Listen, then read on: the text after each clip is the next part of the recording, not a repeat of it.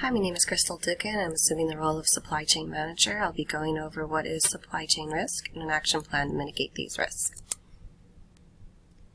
An overview of what will be discussed in this presentation will include going over 3 types of supply chain risk, action plan for mitigating risk, technology to understand the voice of the customer, performance measures for monitoring risk or customer expectation changes, and how the supply chain managers will use basic lean tools and approaches to provide a quality product on time and at the lowest cost.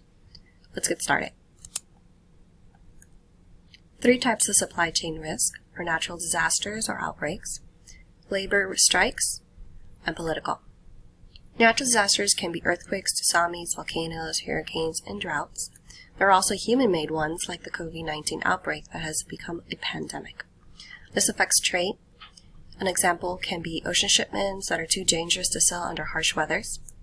According to the Federal Emergency Management Agency, FEMA, more than 40% of businesses never reopen after disaster, and for those that do, only 29% were still operating after 2 years. FEMA states that if an IT is down for 9 days or more after disaster, bankruptcy will follow within a year. Without labor, the supply chain operations cannot function, as uncertain economic and social changes develop labor disputes and growing sense of dissatisfaction among workers, which can start arising. These are the same people whose labor creates the product or is selling the product to the consumer. Political risk challenge supply chains both domestically and globally. Companies will be forced into changes in policies and regulation regimes that can affect their business practice. Political strains, regulatory instability can create challenge in trading goods and providing services to potential customers. Action plan for mitigating natural disasters or outbreak risk. Even with strong risk management plan in place, Mother Nature will do what she does, but here are some steps to help mitigate it. Notify key stakeholders as soon as possible following the disaster. Disaster and emergency plans and pre-deployment of resources. Remind workers of disaster protocols. Practice disaster protocols. Have backup operations and routes for anticipated disasters. Develop a robust strategy for ensuring continuity following a catastrophe. This may include the devotion of resources to maintain operability, use of cloud-based tools, and more, which will result in stakeholders feeling important and that the concerns are being responded to and alleviated. Staffing is not understaffed, disaster protocols are known, and quickly can be put into place. Disasters are rerouted to correct point of contacts. Safety measures like blockers, materials, food are up and available to prevent or alleviate and survive the disaster. Reduce costs in workarounds. Operations continue and is not at a complete halt due to disruptions like shortages or equipment damages.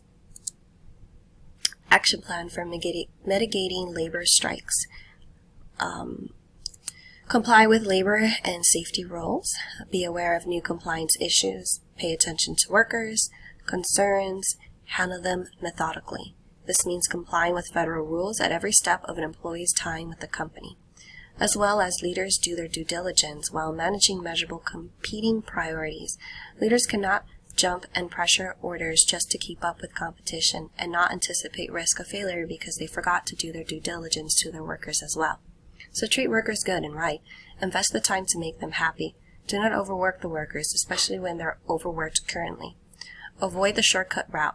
This can lead to costly mistakes and poor quality end product. This will help and result in less worker compensation due to fewer worker accidents.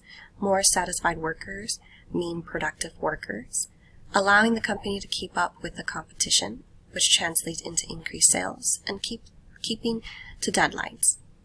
Allowing less costs, not just no costly delays, but also less costs on labor and other financial consequences resulting from strikes that can cost the company millions, resulting in operations to function more smoothly.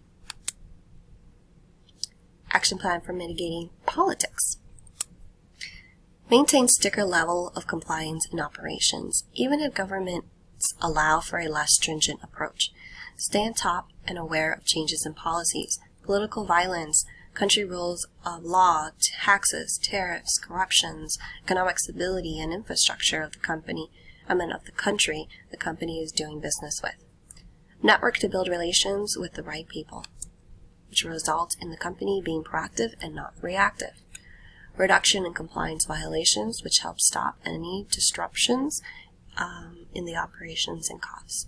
Safeguards against the enforcement of new regulations and avoid corporate scandals. Technology to understand the voice of the customer. Technology has come a long way and is continually evolving today. Technology is connecting everyone, including customers to businesses, rather good or bad. Technology can be used to understand the customer's voice as a guide to improve strategic and operational decisions. This will ensure maximum customer satisfaction and improve product service quality, customer experience, fix recurring issues, and staying agile. Ways to companies can do this is with AI, content analytics, customer feedback, social media analytics, and IoT. An AI translates the insights provided by customers into products and services. Content analytics to gain market intelligence and understand trends that are relevant to their target demographics. Customer feedback, which can be done through reviews, online surveys, recorded calls, SMS service ratings, email replies. Social media analytics, this can help business understand the general reception of their products among their mainstream audience. And technologies like IoT to analyze customer behavior when they are in contact with the business, like in retail stores, or while using the product or service. This can enable businesses to gain even deeper insights into customer needs and preferences. All these methods help improve customer engagement and loyalty. As mentioned, risk is not a matter of if, but when. The same can be said about customers' expectations. There must be both preventative actions and action plans. Risk need to be monitored and scaled on the likelihood of if the risk will be materialized and how the organization is prepared to handle the specific risk.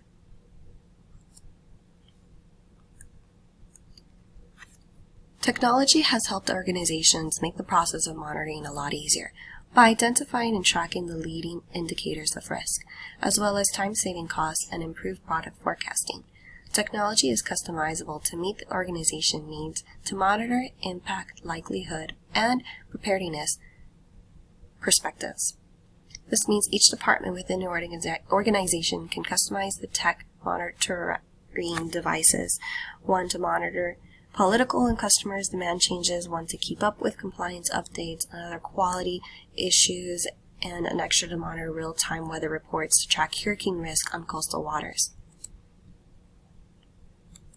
Once a risk has been identified, the company's risk board can come together and mitigate the risk, which can range from reconfiguring the supply network, finding new ways to reduce lead times, or working with suppliers to help optimize their own operations.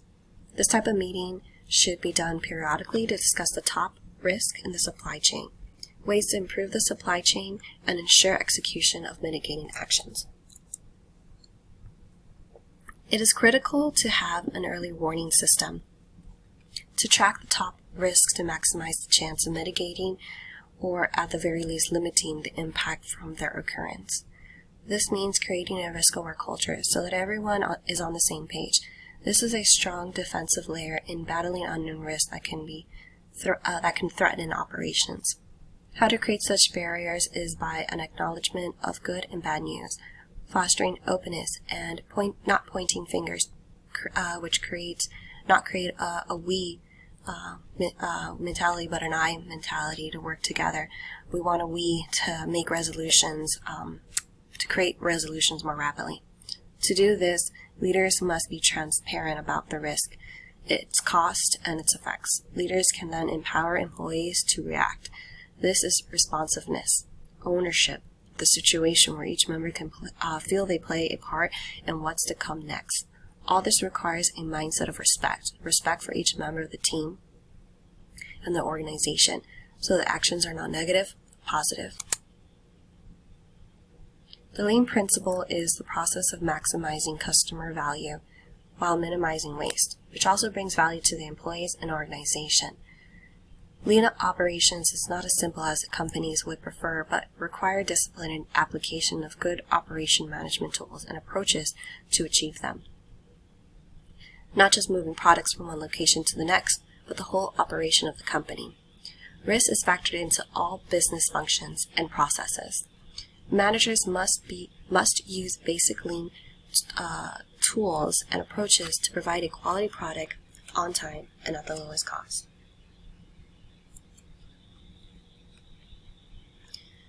This can be using Lean tools like just-in-time that pulls parts through production based on customer demand instead of pushing parts through production based on project demands. A highly effective method in reducing inventory levels. It improves cash flows and reduces space requirements and quality failures. Another is a Lean tool, Six Sigma, a statistical measure of the capability of a business or manufacturing process to perform defect-free work, whether that be components, a line of code, or customer invoice. Business should seek to streamline their process that will eliminate waste and non-value added activities. Though tools like Six Sigma may be costly, companies can carefully target and prioritize improvements in terms of their effects on its operational and financial goals, as well as overall business objectives. Other Lean tools that can be used include, I will go over a few, is the value stream mapping. Exposes waste in the current process and provides a roadmap for improvement through the future state. 8 waste elimination, continuous improvement, which is Kaizen, combines the collective talents of a company to create an engine for continually eliminating waste from manufacturing processes. Total productive maintenance creates a shared responsibility for equipment that encourages greater involvement by plant floor workers in the right environment that can be very effective in improving productivity. 5S and visual management eliminates waste that results from a poorly organized work area.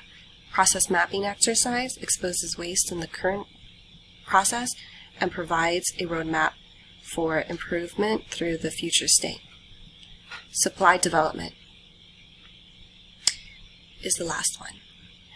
Per Kettering University Online, supply chain managers can have Lean principles, practices, and processes in place, but employees must have the right skills and given the tools to succeed in their tasks. Otherwise, these Lean initiatives will fail and jeopardize the company. Thank you for your time. Again, I'm Crystal Duque, and I hope you found this presentation informative.